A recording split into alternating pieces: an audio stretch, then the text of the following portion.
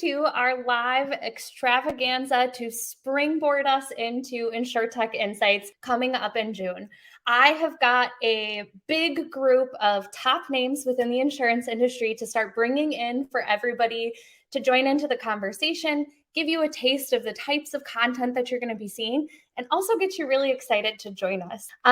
Couple of questions or things to cover before we get started. Number one, I did, in fact, raid my children's jewelry box for my outfit today. And you're going to be seeing a lot of bright colors and things to get you really excited as we start seeing the springtime and summertime vibes coming our way. And we're also going to be doing a giveaway, which I've been teasing through the posts, and a very special gift for everybody who's joining us live for the event as well. So I'm going to be putting a comment into the chats here in just a moment.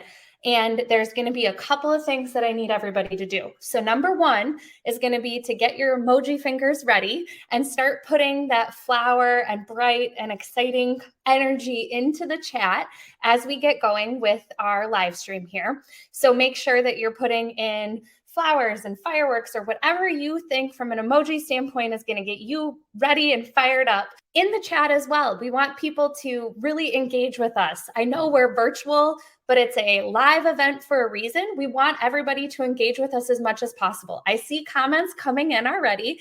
Tell us where you're coming or where you're joining from, who you're most excited to see speak today. And again, those emojis into the chat. And the other thing that you could do is wish my 7-year-old a happy birthday. She would be pleased to come home to a flood of different comments from people on the internet saying happy birthday.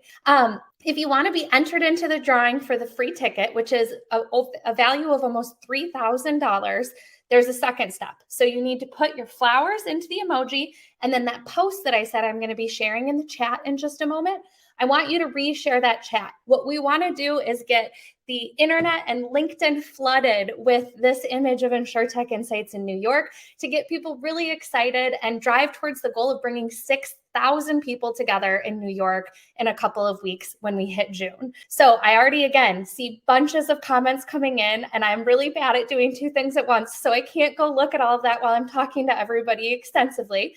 But I'm going to get that into the chat in just a moment. But so for my first guest, I'm going to bring Veronica on, and we're going to talk a little bit about, so there's Insurtech Insights, and then there's also this really cool thing that's running in tandem called Insurtech Week. So Veronica, I'm going to bring you on and have you join me to talk a little bit about Insurtech Week and tell everybody what it's about.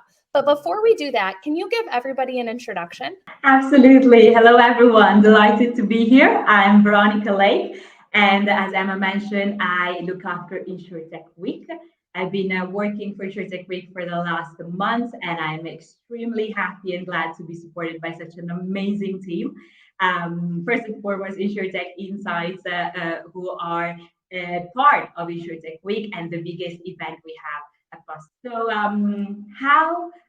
So now I want you to dive into what is Insurtech Week and what are some of the things that people can start to look forward to, especially if they come into New York a little bit early. Absolutely. So what is Insurtech Week? I like to define it as the Insurtech version of Fashion Week.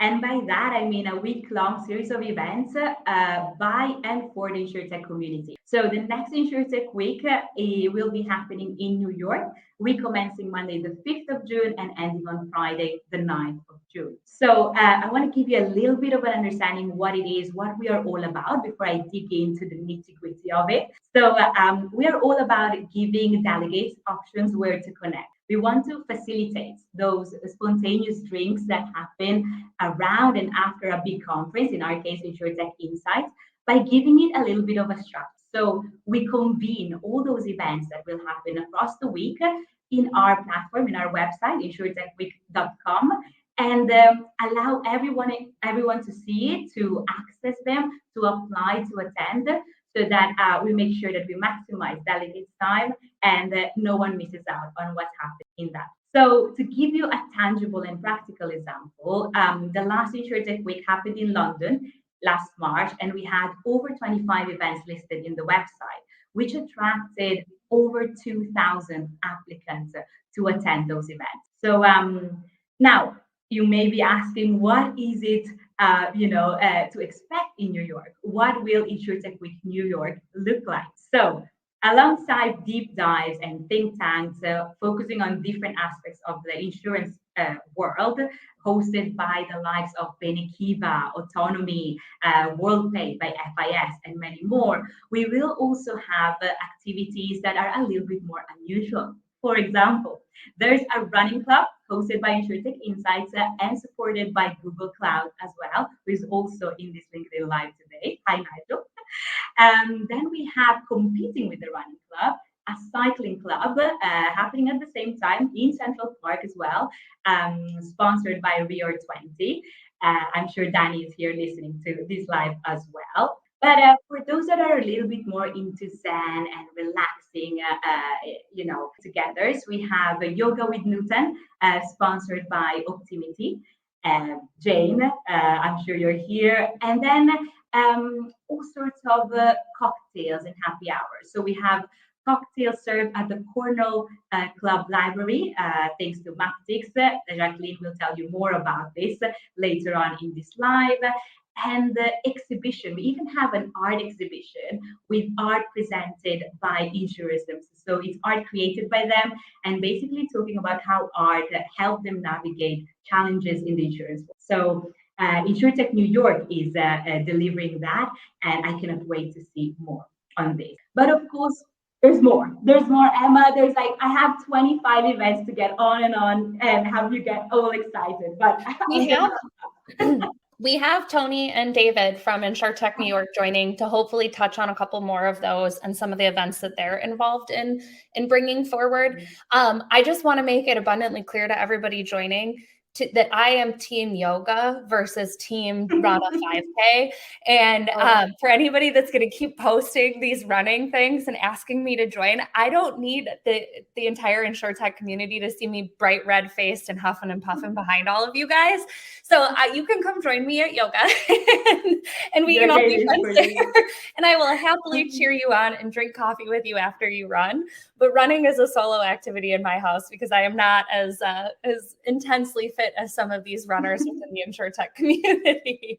Yeah, and as you saw, we have something for everyone here. I mean, the Insurtech community is extremely creative when it comes to what should we put together, during this week. There's even an experiential event hosted by Agent Sync. It's very secretive and nothing has been put live yet, but stay tuned for that one as well. So as I said, there's so much to choose from, over 25 events. I have forgotten actually happy hours because we are in New York, right? And people are like, yes, this is all fun and good. Activities are great, but what about sunset happy hours on rooftop to, really experience the skyline? We have you covered. There are over 10 different events on New York rooftop bars. So you will actually struggle to choose which one to attend. So well, thank you. Yeah. Oh, go ahead. I was going to say, thank you for joining me to give us a taste of it to get us started. And again, anybody that's got questions about Insurtech Week, throw them into the chat. Veronica's still going to be with us even when she's not on screen, so she can help answer any of those questions, or feel free to reach out to her directly about that. And if you haven't already, I did put the link into the chat of the event. I'm going to go over to the live stream on Insurtech Insights and add it there as well. But remember, if you want to come join us and you want the chance to get a VIP ticket for the conference, throw some emojis into the chat and make sure that you share that post. It's a really easy threshold to get to come join us for free and stay a part of the event with us. So Veronica, thank you so much for joining us and being such a big part of getting this event off the ground that we're here today for. So I'm going to send you on your way, and I'm going to bring Alexis on. And Alexa, I got to actually click the right button. Here we are. And we're kind of like on a color scheme here today. We are.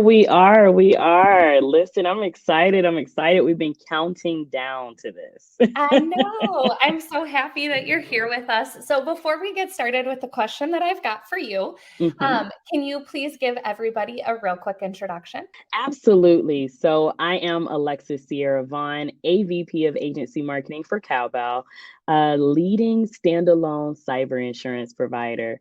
Really excited about what we're going to be talking about. We're going to be on 2 different panels, which I'm excited about. So you'll get to hear from our co-founder and COO, Trent Cooksley, on a panel about cyber insurance earlier in the day. And then you'll get to hear from me as I moderate the emerging technologies panel as well later in the day. We'll talk a little bit about underwriting. So excited to be here, and thanks for having me. I'm determined not to come back on and mute today, but then that means that my reaction time is a little slower. You are good.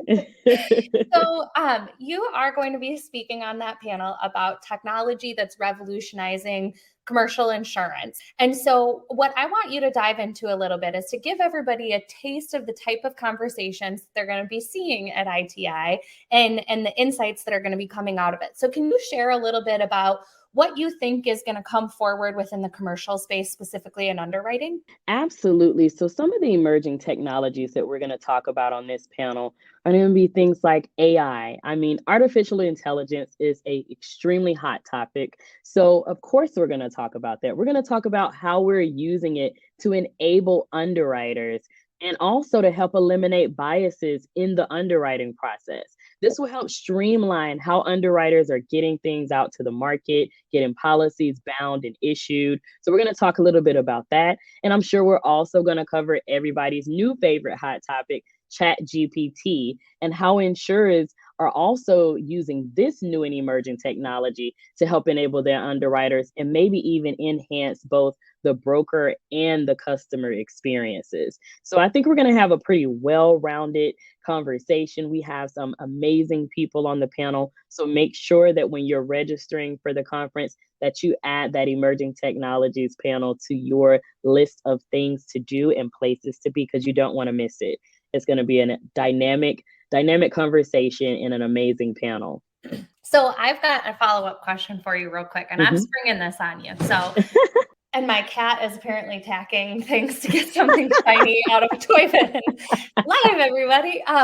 But so what I was going to say, so I actually just spoke on a panel while we were at Hartford together on ChatGPT, but how do you see it coming into the underwriting space? Oh my goodness. So what I see it is more as kind of like, we're not looking at it in a way of maybe, I know that a lot of underwriters are a little worried about it answering questions that have to do with underwriting and then it possibly giving you the wrong response. Imagine that broker coming to that ChatGPT and actually asking them questions specifically about policy coverages and things like that. I think that we'll be able to get it to a place where we will be able to do that and feel comfortable in it. But I mean, I think it's going to be different for every insurer is going to kind of look at utilizing this in different ways. For instance, we announced at Cowbell the Mood GPT. We're going to be using that to help enable our underwriters and our brokers to kind of help enhance those experiences overall. So I'm excited to see how everyone is looking to use ChatGPT when it comes to underwriting. I think it's going to be a little different for everybody. Well, thank you very much, Alexis, for coming and giving us a taste of what you're going to be bringing forward in June. I did see a comment come through. I think it was from Amy to see the cat. My husband has come and ushered the cat away so that we don't have any more incidences. Anybody that knows me knows that my advice to everybody is don't get a bonded pair of kittens. It's a poor decision. But Alexis, thank you so much for joining us. I'm going to Thank you, Emma, and keep the fun going here. Have a wonderful day, and you too. Ask any questions that you've got to Alexis in the chat. All right, Mark, you are in the stream, and it's your turn to give everybody a quick introduction before we dive into the question that I've got for you. Sure. Mark Rieder, I head up innovation for NFP. NFP is a global insurance broker with expertise in all areas: employee benefits, property and casualty, retirement, wealth management, executive. So my responsibility there is to help drive our digital transformation and keep us current with what's happening in the market around technology platforms such as things like ChatGPT. Thanks for having me. All the animals want to be a part of our chat. We're about to happen, right? Well, thank you so much for being here, Mark. And you came after my heart with this question when we were all going around figuring out what we were going to be talking. So obviously, you're in an innovation role. That means technology in a lot of scenarios. And you're excited about what there is on the technology side. But similar to me, you know that there's a lot more to digital transformation than just the technology. So there's people, there's process, there's technology. Can you kind of start to unpack a little bit more of what that means and what surrounds just the tech that we're constantly talking about at these events? Yeah, I mean, I think it's an area that's very much ignored, often ignored, and it's probably the reason why transformation, what is it, a 70% failure rate out there in corporate transformation. Talking about changing people is not as sexy as AI, machine learning, and all the awesome things technology can do. But it certainly is critical to advance initiatives. I think in an organization, in order for transformation to take place, you have to have the buy-in. We're talking about, I think transformation happens inside out, not outside in. So if your folks are not bought into the change, if you think you're going to magically bring in technology, and there's certainly enough of it out there to be able to bring in to solve the problems, but if you're going to bring that in first and then go look for the problems to solve for, there's going to be trouble. You're going to need to get the buy-in from the folks within the organization, those that are executing on their day-to-day jobs, in order to really drive that transformation. I'm going to use a real life example. I don't know, Emma, if you watch Ted Lasso. Many people do. I know it's a great show. If you're not watching it, you should check it out. But on a recent episode, there's a lot of great messages within that show. But on a recent episode, and sorry for a spoiler for anybody that isn't caught up, the team, is knee deep in a really long losing streak, and things needed to change. And Coach Ted Lasso, he had an idea that he wanted to implement that was fundamental change in the way in which they played the game of soccer. But as opposed to just going in and suggesting that he had the answer and laying out a step-by-step process to get them to this new style of play, he laid breadcrumbs. He talked about things and he really challenged the team to think differently, ultimately bringing them down the pipe to have their own aha moment. And it wasn't until that aha moment, it wasn't until Jamie Tart and the rest of the team realized that he was a better center mid than a forward and that he needed to be the general, that change started to happen. So I think our job as transformational leaders, as innovation leaders, is yes, we need to stay in tune with what's happening. We need to understand what technology's out there that can solve for problems. But our job is to be able to lead our folks and the people within our business down to their aha moment. So I think if you can get there, the quicker they get there, the better. And the more aha moments you have throughout the organization, the more successful you're going to be. I love that idea of the aha moment, because I always talk about the why and what's in it for me. But I think that's a different way of putting it that maybe is a bit more tangible, as opposed to trying to get into somebody's head and figure out all of their motivators. Just saying something in a way that clicks for somebody and helps them get to that resolution of why it matters and why they should be a part of it, I think is so critical. Yeah, I think you need the why. I think you need to start with a why, because not everybody's motivated by the same things. And I think if we think that everybody in our organization is motivated by driving margin, we're kidding ourselves. So you have to have that. But then everybody, I think, is going to come to their realization of why we need to be doing what we're doing. And that's that aha. For anybody that's curious, before I send Mark on his way, the pattern on his shirt is flowers. It is. He's very on theme. It's just a little small, not as ostentatious as. I tried. I thought it was more spring than summer. I think it's perfect. But Margot and I, who I'm about to bring on, aren't always known for our subtlety. So I think that's the other side of this is we tend to be a little bit more loud, and yours is much more probably appropriate. Yeah. Wow. Well, thank you so much for joining us, Mark. Stay in the chat. Anybody that's got questions for him, feel free to throw them in there. Otherwise, come join us. I put the link in there again for a free ticket. You can register that way. Or if you stay on until the end, I'll have a discount code for everybody. But we'd love to have you there in person and be able to recreate this moment with everybody there. So have a wonderful day, Mark. And Margot, I'm bringing you on. Hello. Did you say loud? What? No? I said it. We're not known for our subtlety, but I don't think that there's anything wrong with that. Nothing wrong with that. No. So before I dive into the question that I've got for you, Margot, can you give everybody a quick introduction? Sure. My name is Margot Giles. I am the CEO of Carriers and Insurtechs, and we are a distribution platform ushering in all of this new technology and bringing it down to distribution. So agents, brokers, wholesalers. And I have been in insurance for almost 15 years as a broker and an agency owner myself. So bringing a lot of perspective, I think, to this talk. You do have a lot of perspective and really great fashion. So Thank you. That's a big part of the reason that you're here too. So there's this adage, like age-old question, I think, of build versus buy.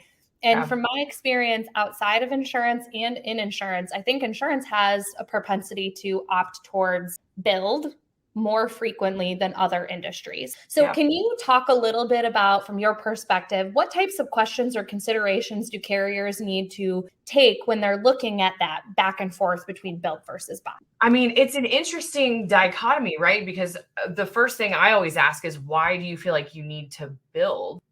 We've had technology for 40, 50 years now in Insurtech. So like, why do we have to move towards this build mentality?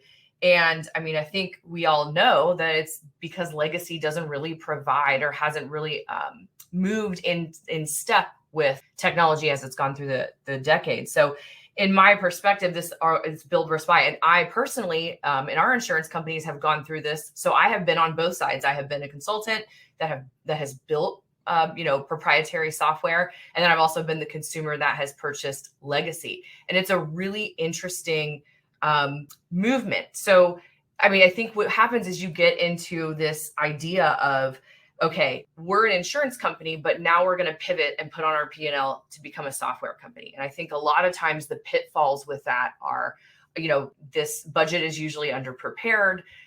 Scale in which it takes, it's a forever project. Software is forever changing, support, implementation, adoption. Like, these things are secondary to sort of the grandiose idea that we're just going to build this amazing system. And I think what happens is, and I think Mark said it was like a 70% failure rate when you get into some of these innovation initiatives. I think it's the lack of preparedness that insurance companies are not taking the realization that they're actually becoming software companies when they start something like build. So that makes sense. Yeah. Well, I'm just really slow with my unmuting today, and I've made That's okay. I've made it my directive. I'm not coming on like last time, muted 7 times. No, and I think there's a lot to unpack there. And you've said it, like, your perspective of having been on both sides of it, I think is really powerful, because there's a lot of people that have only been on the side of buying, not having built solutions out. And one last thing that I want to do while we've got a moment is you're also going to be there under IRIS for the first time. So can you give everybody, we've got a minute or two here before I bring on my next guest. Can you give everybody a taste of what your new endeavor looks like? Oh my God, it's so exciting. So we're really trying to change the way fundamentally that we're looking at insurance as far as like platform and software operations go. So we're taking the focus back to the customer and the consumer, and also with the employee. So I think in digital transformation, we've talked about this, Emma, before, that a lot of times we're focused on margin, or we're focused on insureds as far as what we're building the software towards. And we kind of forget that the software, especially internally, is made for our employees, for the users of the system internally within a company. And so we're taking that, like, how do we onboard? How do we train? As people leave insurance, we have to entice a new group of people to come in. How can we make that an easier process? And I think, to go back to Mark's point, is like, how do we get the aha moment? How do we have the software become what people crave to use? And it's a tool that they want to use and look forward to using every day. And they have their own aha moment. So we're not like beating them over the head with, use this software. Here's your process. Here's how we have to train you. It's something that they want to take on their own. And so we're really focused on doing that at IRIS. And then also to prep the scene, right? To prepare insurance companies to be able to deploy things like AI, whether that's generative AI, large language model AI that's helping with, coverage discovery or policy checking. Or it's what we're seeing now in AI, which is like agent AI. Like, how do we have an AI that's actually going to take the user from the beginning of their workday and push them through workflow and be there with them to complete some of these mundane tasks within the system itself? So that's the focus that we're looking towards. And I'm really excited to show everybody what that looks like, because we've never seen it before, especially in insurance. Which is why I wanted to give you a moment to talk about that.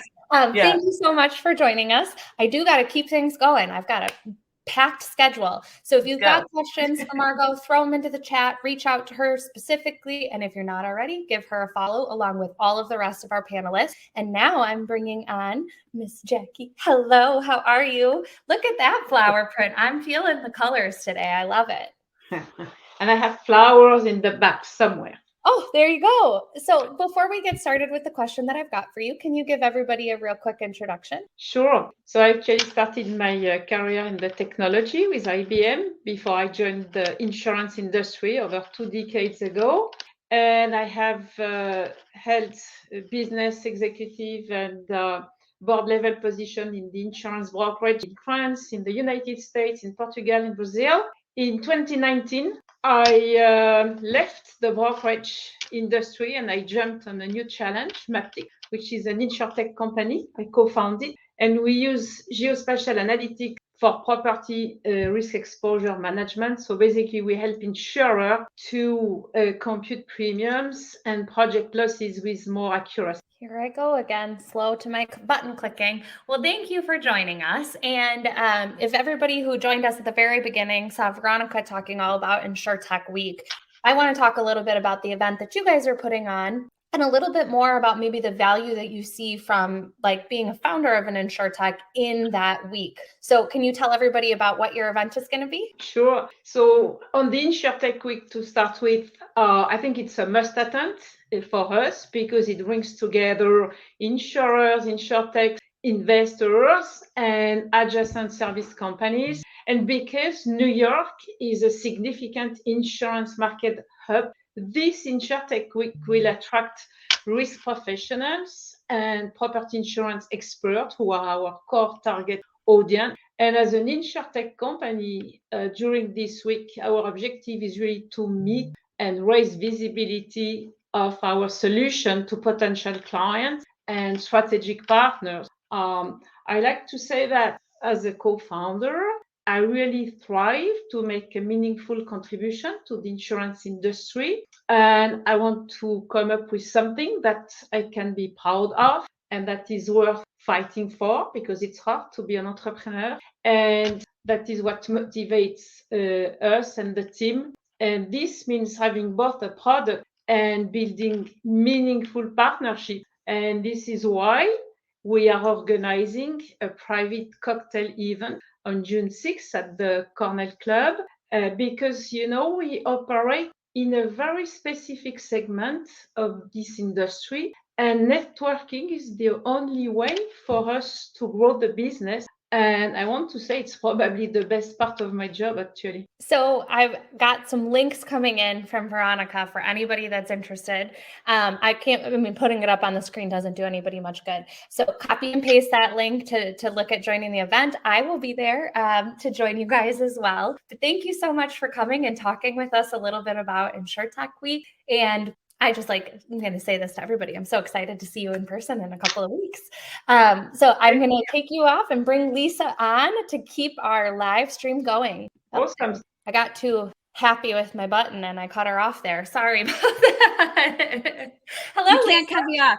The trucker hats don't get cut off, Emma. No, look at that hat. How wait, fancy.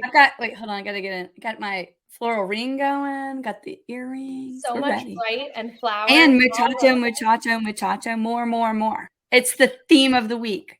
So before we get to the question I've got for you, Lisa, I need everybody who's on joining us to chime in on the comments on this. So yesterday, there was this big comment train that started about our matching trucker hats and whether people would want to be a part of our nature exploring trucker hat wearing gang and get something branded. But it kind of reminds me of PYT, and I'm aging myself by saying pretty young thing. PYT, pretty young thing. But hold on, Michael Jackson. It now has a name thanks to Nicole. Yes. PHG. There we go. The trucker hat gang. Everybody let us know if that's something that we should put together, whether it's with like a pre-order for people to order them before they come visit us, get your hats and come be a part of it. Let me know because I got to measure the excitement and whether this is worth the effort and the endeavor. So tell us. I just have to amplify right here. What she's really saying is don't even remotely tell us you have FOMO if you don't message us right now and say you want a hat. The hats are. You get to be a part of it. Okay, so then, Lisa, I don't know if many people need an introduction, but can you tell everybody a little bit about yourself, and then we'll dive into your question? Sure. Hi, Lisa Wardlaw, 360 Digital Immersion. Nice to be here with you all today. Digital strategy and focus on all things Insurtech. So awesome to be here, Emma. Okay, so my question is really easy to you, Lisa. You've got a keynote that's going to be a part of ITI. Can you give everybody a small little taste of what they're going to get as a part of that keynote heading into the event? Yeah, so first of all, I'm so honored to be able to have a fireside chat with none other than Bill Pappas from MetLife. I guess a little secret, Emma, that it's kind of like find the thread if you watch this live. Bill and I both are connected in ultimately it's like 7 degrees connection, but how we both worked in a dotted line and were drawn to work for in the Jack Welch environment. He will, I won't spill the beans. He will tell you that, but I'll say that he worked much more closely, i.e. directly with Jack Welch. I went to work for one of Jack Welch's heir apparents. And you can probably guess, given that I live in Atlanta, that I did that for the Home Depot. But Bill and I are going to take the stage and really cover, technology as a tool for enabling customer obsession. And I love the word. We're going to really get deep on customer obsession and what we're bringing to the industry.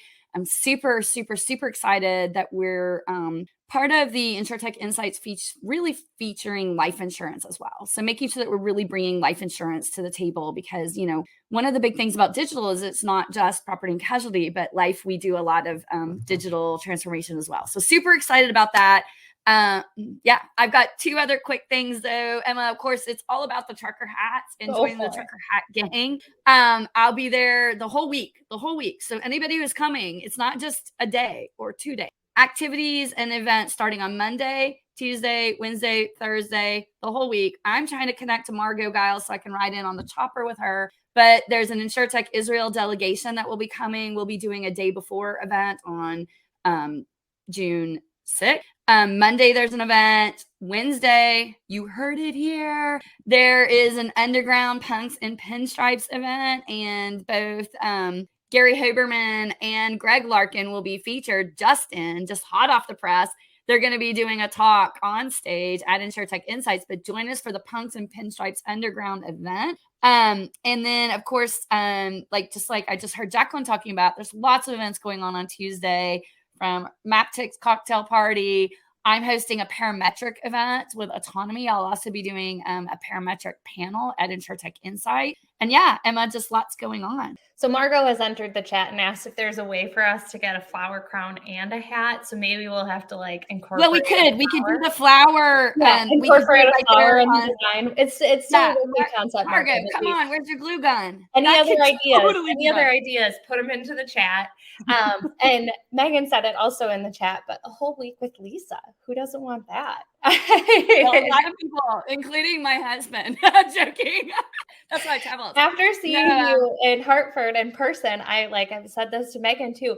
The event season spoils me because I get to be with all of my friends in one place. And I also took a screenshot, so I'll have to put it in later, but of the backstage right now and all of the greatness within our industry that's sitting backstage waiting to come talk to everybody.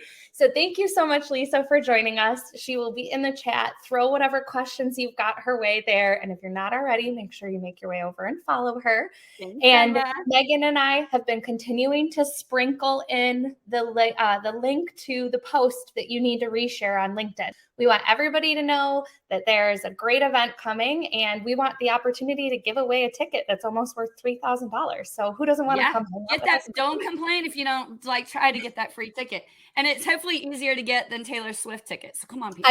I think we've still probably got a lower barrier of entry, but someday we will be harder than Taylor Swift to get a hold of. But thank you, Lisa. I'm going to bring Bobbie on. Have a wonderful day. Okay, Bobbie. Welcome to the live stream. How are you? Here, we'll do this. How are you? I'm good. I'm glad. I know we were having some technical difficulties, so I'm glad that we got you here. Got you going. I've had a couple of those moments before where you're like, eagerly trying, and the internet and the technology don't work out. It's just a spinning circle, and I'm like, oh no, Emma, I'm not gonna make it. But we're here, and now we get the chance to chat. So before I ask you the question that I've got for you, can you give everyone an introduction? Yes. Hi, everyone. I'm Bobbie, Collies, currently leading the growth team at Coterie Insurance.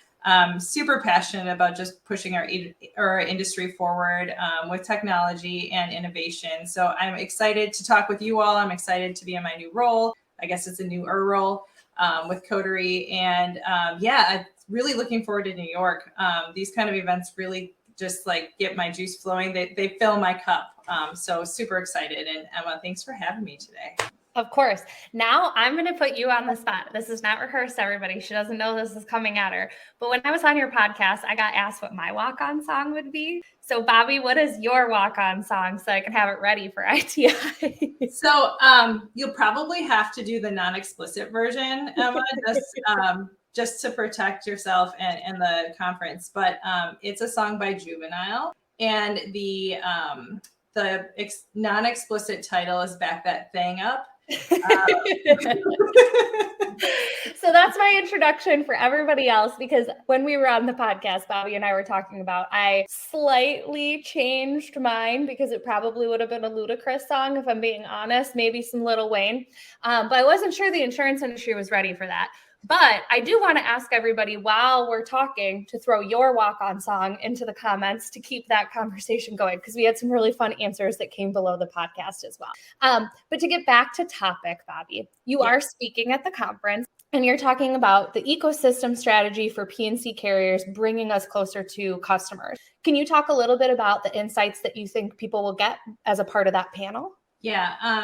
So one of the things that I have just seen within my career, I've worked with various carriers, right? Going through multiple policy administration system transformations, building new portals for agents and for customers. And many times carriers and, anyone who's servicing the agencies or policyholders alike will take this very internal focus on like, how do we solve the problem for our carrier company or for the agency, where I think we're starting to make that shift. And what I love what we're doing in my current role and at my current company at Coterie is we're really taking like that customer centric focus. Like, what is the why? What are we trying to solve for? And that's when innovation really comes through, when you're building those new ecosystems through digital transformation. Otherwise, you just get more of the same, right? You're just basically like digitizing the current process you have in place and kind of rethinking, like, how do you just like completely change the paradigm of how you interact with customers and how do you surprise and delight them? I pulled that is a term, that's not my term. I pulled that from Mike Hillmeyer at Coterie, but how do we surprise and delight our agents and our policyholders to make insurance seem a little bit more fun than it actually is? Because let's face it, like, no one loves to buy insurance. It's not sexy. It's not something I want to spend time doing, nor do any of our customers. So I'm excited just to kind of share like how you might be able to do that and shifting both like the culture and the thought process and injecting innovation into your company so you can really get at the customer experience and not at what's best for us and what's going to work internally just from a process standpoint. So one, we're on a mission here with this event and things like ITI to change that perception of the fact that we're not fun, because we're fun. Maybe listen to Lil Wayne and Juvenile. Pretty fun. We just also protect against risk and do kind of serious things sometimes. But thank you so much for joining me, Bobbie. It was a pleasure to be on the other side of the interviewing chair with you today. And I can't wait to see you again in person in June. But for anybody that's got any questions for Bobbie, throw them into the chat if you're not already. Make your way over to her LinkedIn, give her a follow, and make sure, again, we're going to keep putting that link in the chat for everybody to share the post for the chance for that almost $3,000 ticket for everybody to join us in person for the event. But thank you, Bobbie. Have a wonderful day. And I'm going to hello and welcome. Hello, Emma. How are you? Good. I like that you've even got the New York background. You're ready to go for this. I'm ready. Yes, my background. Perfect. So before I ask you my question, can I have you give everybody a real quick introduction? Sure. My name is Tony Liu, and I'm one of the co-founders of Insurtech NY. And we do a number of different things in the Insurtech community to connect people, including events, accelerators, and we also have a capital fund where we make investments in seed stage insurance. Great. Well, it's actually our first time officially meeting. We've done a lot of back and forth getting ready for this event, but we've never had the opportunity to meet. So thank you for joining us. And I teased it when Veronica was on that we were going to bring you guys on, and David's going to be on in a little bit to talk some more about Insurtech Week. And what I want to talk with you about is there's lots of Insurtech events all around the country. What makes this one special? Because you've probably been to them all. What makes Insurtech Week tied to ITI a little bit special? Yeah, so I think what you guys have done is actually quite brilliant. It really allows others in the ecosystem to piggyback off of your event and actually host their own small events throughout the week. And so, obviously the Insurtech Insights, the two-day conference is a really good conference, which I was able to attend last year. And I believe you guys are growing, so that's quite amazing.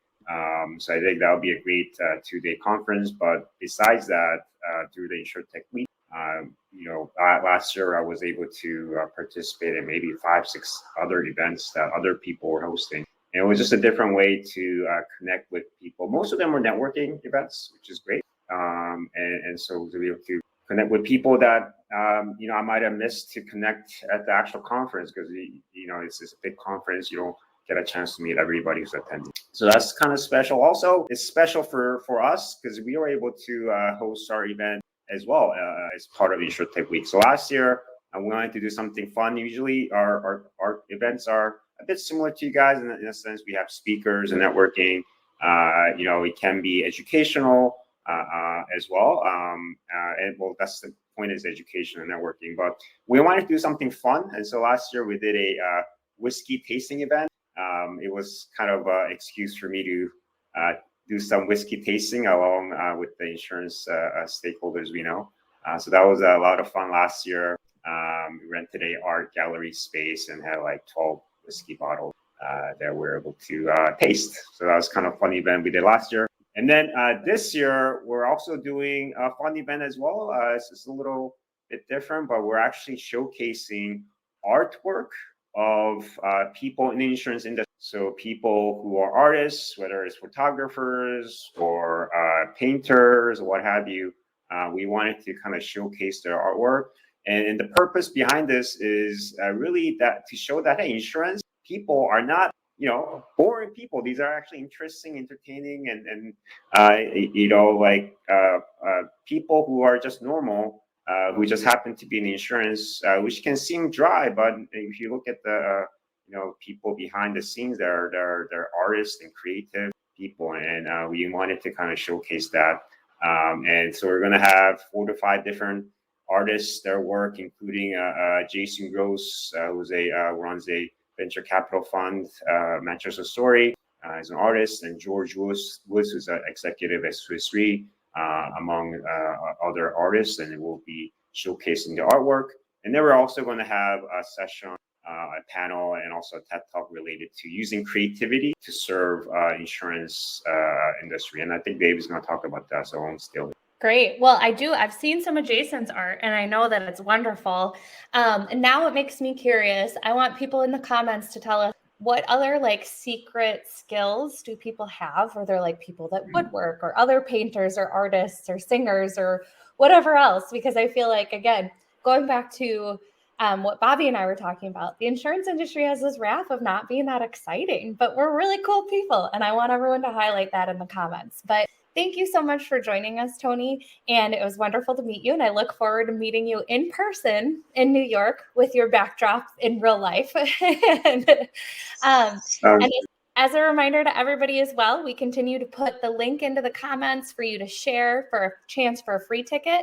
And anybody who's around at the end of the show, I've got a discount code for everybody too. So there is something in it for everybody for joining us for the live event today. But thank you very much, Tony, for joining us. And now it is time to bring on Miss Sabine. Hello. How are you? I'm good. we have a new king. So I was going to say, joining us from across the pond to make this a multinational event, even though it's USA. Are you exhausted from celebrating the coronation? I'm going to be honest, not. wasn't as big of a bash as maybe it would have been otherwise. No, it was. I mean, it was massive. I tend not to go out because it's busy. You can't go anywhere. Oh, yeah. So it was a major celebration. How are you, Ema? I'm good. I've got my, I told my husband I had to, I got the iced coffee is back, but I have to pace myself because the internet doesn't need me fully caffeinated for one of these. I'm only halfway through and this is the energy level. So that'll keep me going for the rest of the day. Again, similar to what I said to Lisa, I don't know how much of an introduction you truly need, but can you give everybody a real quick introduction before we dive into my question for you? Yeah, so I'm Sabine, VanderLinden. Some people call me the Insurtech Queen. And the main reason is because I've accelerated a lot of startups and helped them raise a lot of money. And I build venture labs for great insurance companies. Commercialization lab, teach you how to adopt startup in the right way. And I've been doing that for quite a while. People who know me in Europe know that I build Startup Bootcamp in Insurtech London, and I'm also supporting the build of the Insurtech Accelerator in Hartford, Connecticut, too. Well, I'm so glad to have you here. And so we're going to talk a little bit about a different topic that we haven't touched on yet. We've talked about customers and all the rest of it. We're going to talk a little bit about cybercrime. So I saw you make a post and I want to make sure I've got this right. So the World Economic Forum said that 50% of the future digital value will have to deal with cybercrime. Can you talk a little bit about why that's a big deal and what we should be doing to kind of prepare for that? Yeah, I think it's very important to really understand those numbers. And so the reason I dive into that specific item around digital economy and digital ecosystem and being able to really understand that all the things we are doing with technology is super important is that, yes, according to the World Economic Forum, right now, 15 trillion of value is being generated today by the digital economy. That is going to move to 21 trillion in 2025. Right now, around 6 trillion of that number, so 41%, is actually driven by cyber crime, cyber attack, this cyber economy. And by 2025, it will be 50%. So the number is going to increase. So I think when we look at the digital economy, it's very important to understand everything is connected. It's not just about the digital technology we're using every day. It is also about addressing the risk around it. And that's why cyber, and I know Alexis will be happy with me, that's why cyber is so important. I was very fortunate recently to talk with Florian Griot from Astoria, Magda Ramada from WTW, and Cornelius Vogel from Google on that very specific topic. And if you think that everything is connected, and the positive things is the data we use, the business models we need to look at, and I know Lisa would be very happy with me that business model is becoming dynamic, right? We talk about ChatGPT and generative AI. I'm very lucky to try all this really cool tool, and I cannot wait to write an article soon around all the stuff I'm doing with this great technology. Well, we need to start understanding the implication. While the positive is around personalization and as a service business model, it actually creates meaty emerging risk. So if people know what I'm talking about, Florian said, what you call emerging risk are new risks, Sabine. Yes, the new risk, the emerging one. Those are actually driven by new people. You know, the creator, think about the creator, the digital nomad, the gig workers, all those people will not do just one job. They will do multiple jobs. Business model, we need to start looking at on-demand parametrics, embedded in much deeper way, but also looking at commercial lines and sustainability. And I love what Magda told me is blockchain, DeFi, and are enabling those digital business models. And so enabling as well a more sustainable world. When we look at technology, we tend to think about those green or non-green data centers, but actually a lot of compliance is coming around this digital economy, and technology now needs to be green as well. So in whole, digital brings a lot of opportunities, but also a lot of risk, Ema. I know. And I'm sure, you know what, we probably need to team up for a longer form interview to dive into all of this in more detail because 5 minutes just isn't enough. But thank you so much for joining us, Sabine. And if anybody's got questions, make sure you put them in the comments. If you're not already, give Sabine a follow. She's posting really valuable content all around this idea and many others on a regular basis. So you can join into the conversation there as well. But thank you very much. And now it's time to swap you out and bring on Nigel. So have a wonderful day, Sabine. Hello and welcome. Hey, how are you? I'm good. How are you doing? I'm fantastic, thank you. You've got me following the Insurtech Queen. Is that maybe the Insurtech Prince or King? I'm not sure. So. I genuinely hope not. Found ourselves something at this point. I'm the digital transformation princess, a story for another time. But so I say take the prince crown and go for it. Whatever anyone wants, I'm totally cool with. I'm looking over the beautiful skyline of London right now. It looks very, very royal to say the least. So how's that? I was going to say, are you tired from celebrating the coronation? I am. Unlike Sabine, who just committed treason, I did celebrate it. We had a great royal knees up. I baked cakes. We had family round. We moaned through the entire ceremony. So proper English style looking at how it all went. But it was fantastic. It was great to see. Great. Well, I'm going to ask you to do a real quick introduction for anyone that doesn't know you, and then we'll dive into the question I've got for you. So very quickly, King Nigel, I wish. No, I don't wish, actually. So Nigel Walsh, I lead insurance at Google Cloud based out of our Chelsea office in New York. Wonderful. Well, so we're going to change the pace a little bit here because we're on a mission to hype up the event, get everyone really excited, give away free tickets. We're doing all these things, but there's also another side to events. And I made a joke of it a couple of months ago. I always have a blast when I'm at events. I always feel like I take away something. But I did see a post from a friend of mine who said something about like, the event was dreadful. We took a picture that made us look a little lighter than we actually are. We posted it and like took the one takeaway that we had and put it into our LinkedIn post. And there are some people that aren't, sure of how to make the most of events or feel like they're getting some like constructive back and forth conversation. So I want to talk to you a little bit about advice that you have to make sure that we're getting the most out of these events when we're going to them to make them really valuable. Yeah, this is one that's very pertinent and passionate to me as well, because I think pre-pandemic we had a whole host of events popping up and there was almost too many. I don't want to be, Nigel down on this one, but there was almost too many events out there. It was hard to work out which ones to go to. Everyone turned up at the same things and it was almost the same old merry-go-round. So how do I get the most out of those? And you mentioned Taylor Swift there. I'm dying to get Taylor Swift tickets. So if we can win those, please, Megan, I will definitely be up for those. But when you go to any concert, my wife meticulously plans when we're grabbing food, what songs we're going to grab a loo break in and everything else. And I think these are no different.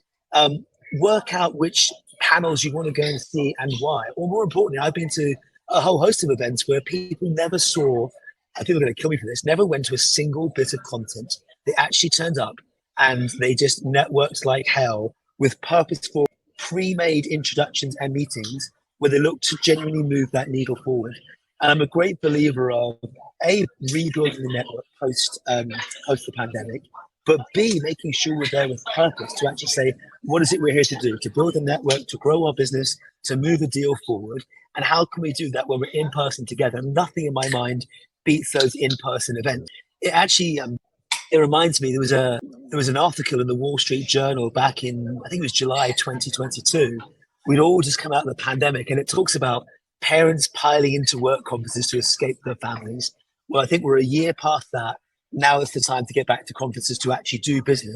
And more importantly, how do we accelerate the pace of change inside insurance? And I mean that for people attending, and I mean that for people standing on stage, interviewing or panel. I am not prepared to turn up for another panel where we're all going to be in violent agreement.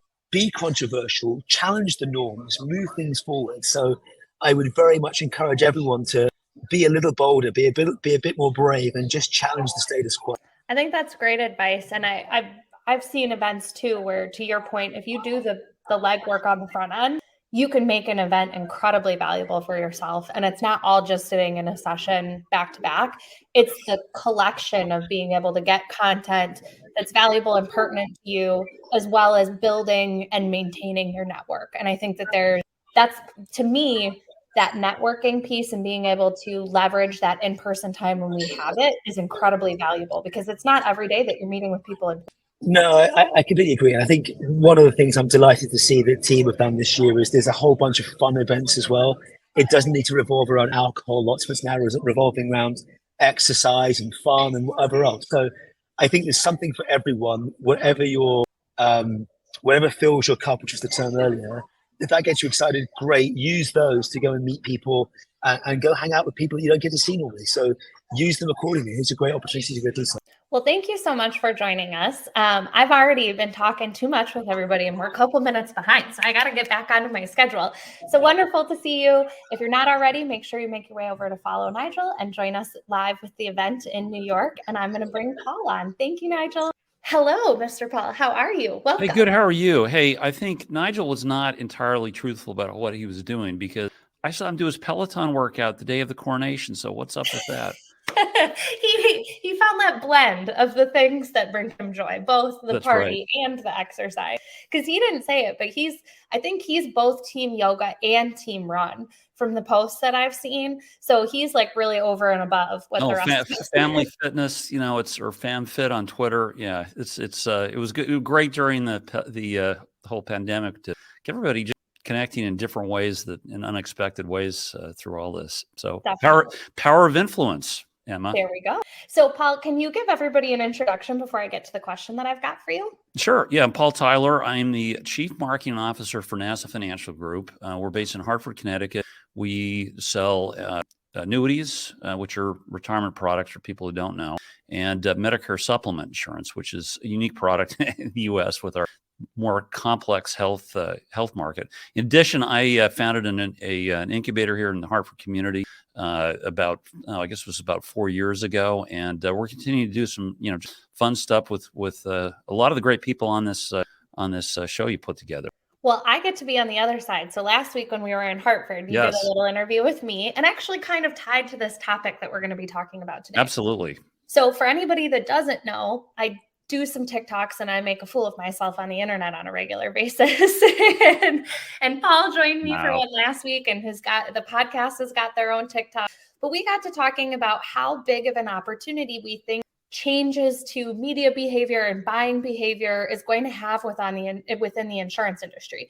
So Paul, can you tell everybody a little bit about what you think the future of insurance sales is going to look like and how that ties to the idea of TikTok or other short form content?